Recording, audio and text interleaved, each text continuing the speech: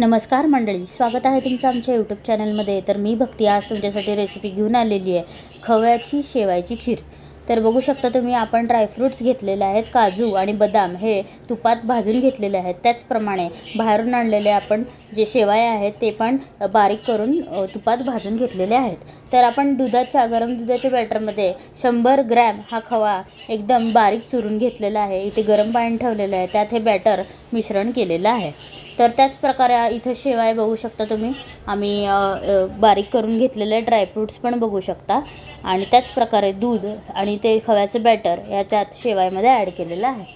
तर आपण हे पूर्णपणे ढवळून घेऊ आणि गॅसवर एक 5 ते 10 मिनटं उकळी येईपर्यंत ठेवूयात.